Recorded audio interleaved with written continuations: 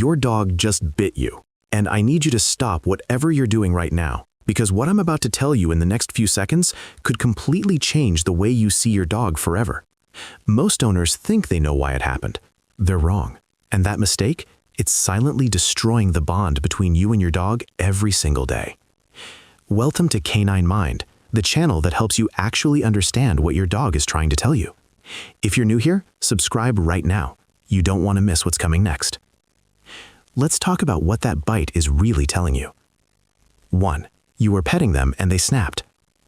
Picture this. You're sitting on the couch. Your dog is right there next to you, completely relaxed. You're scratching behind their ears.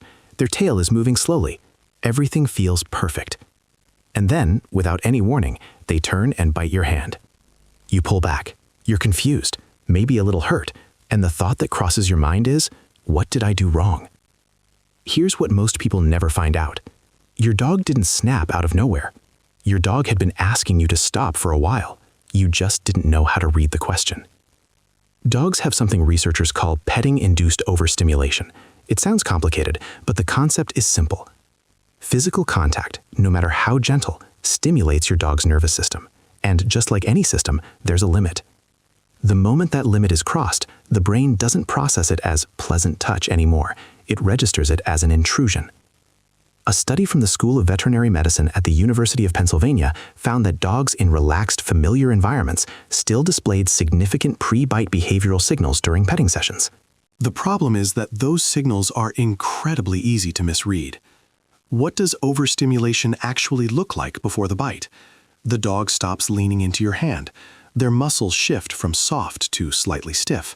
Their breathing changes, not dramatically, but you'll notice it if you're paying attention.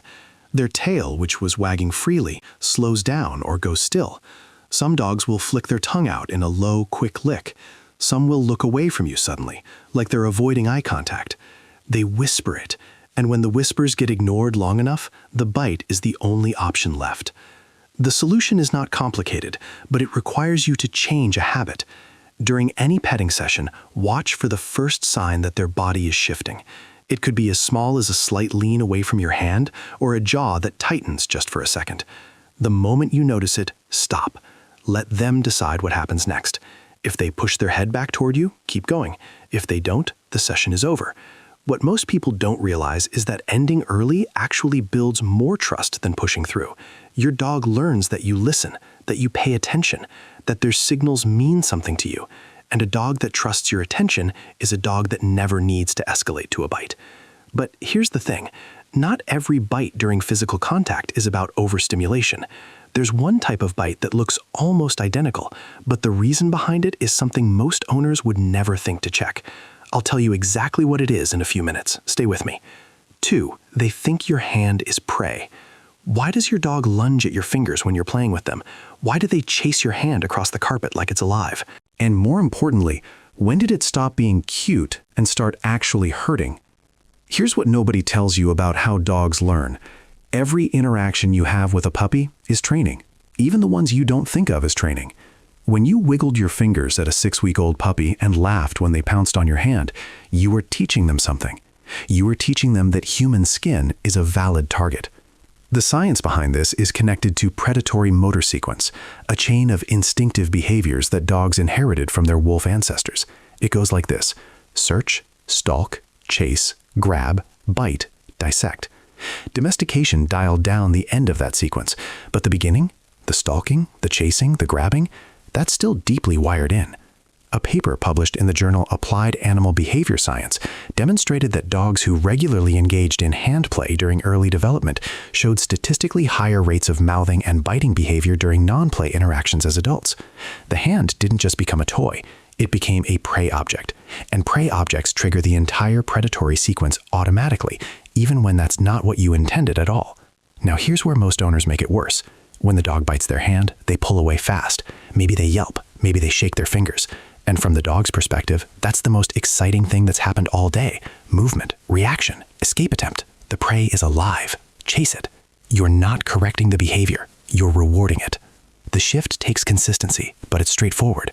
Remove your hands from the equation entirely during play sessions. Use a tug toy, use a flirt pole, use a rope. Put distance between your skin and their drive. If they redirect toward your hand anyway, don't pull back, freeze. A target that stops moving stops being interesting. Hold completely still. Look away, don't engage. Within a few seconds, most dogs disengage. Done consistently over 2 to 4 weeks, this rewires the association. Your hand stops being part of the hunt. It becomes something neutral, just the thing that holds the toy. But keep this in mind. If your adult dog is suddenly biting during play when they never did before and nothing about the play has changed, that's a different signal entirely, and it connects directly to something I'm going to explain next, something that is almost always missed until it's too late. 3. Something in their body hurts.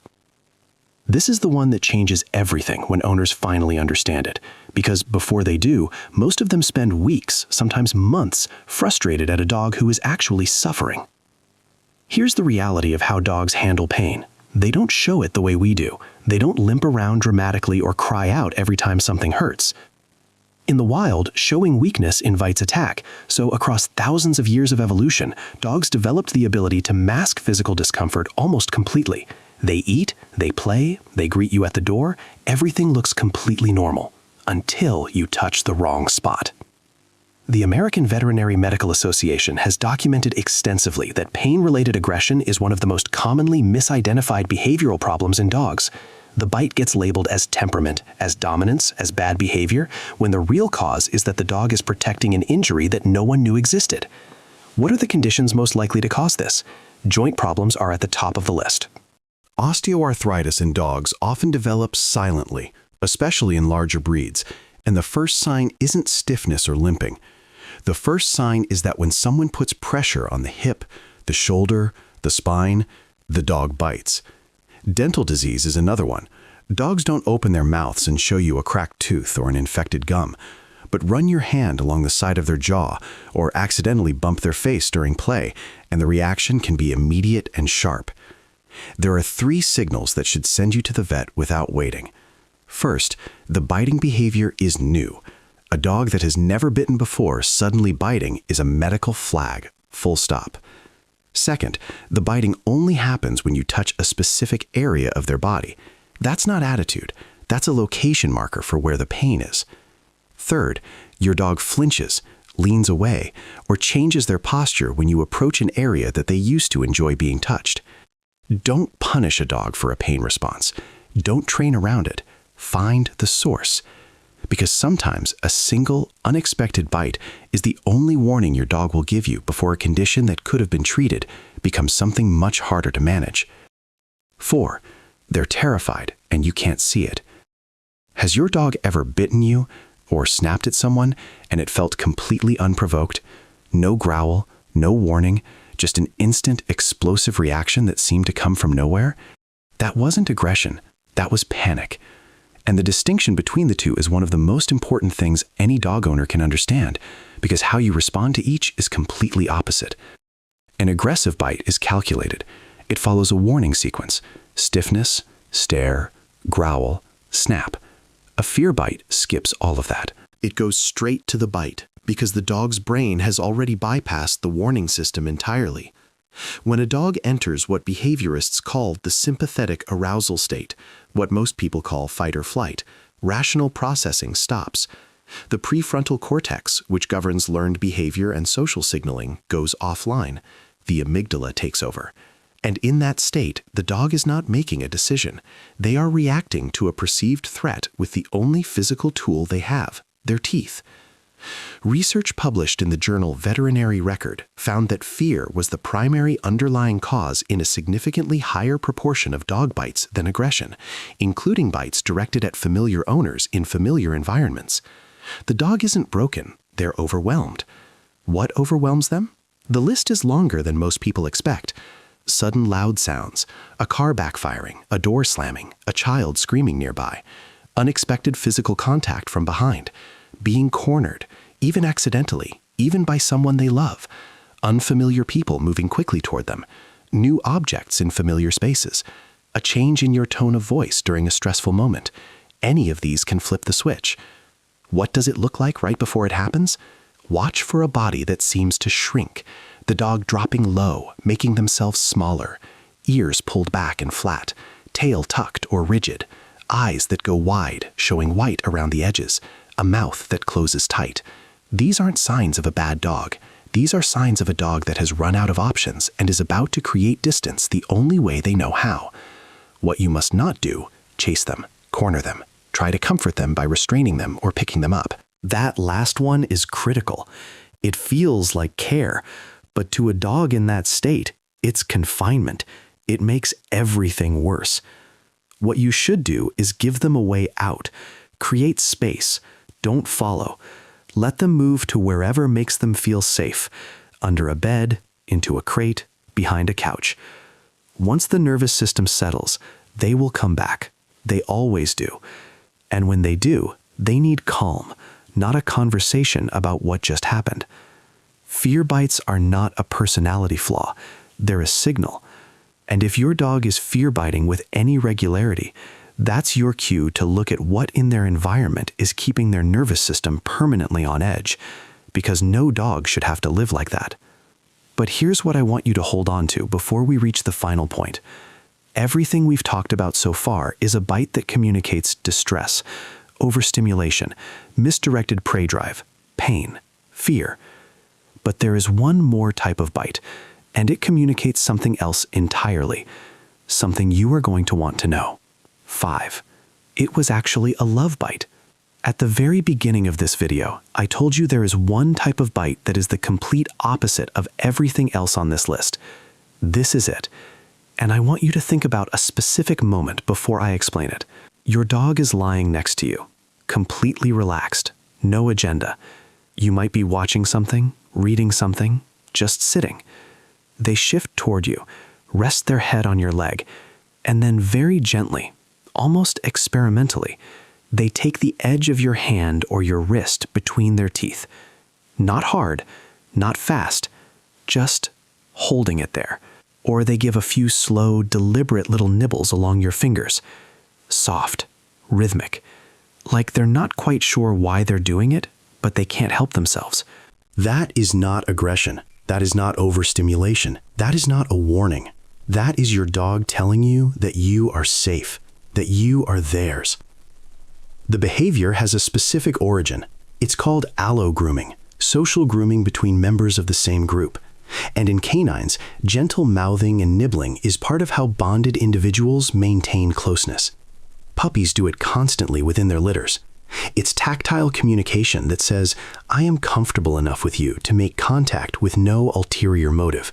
No hunt, no warning, just contact. When your adult dog does this to you, they are not confusing you for another dog. They are including you in their social group in the most fundamental way they know. You are not just a provider of food and walks. In this moment, you are family, pack, the same category as the beings they trust most in the world.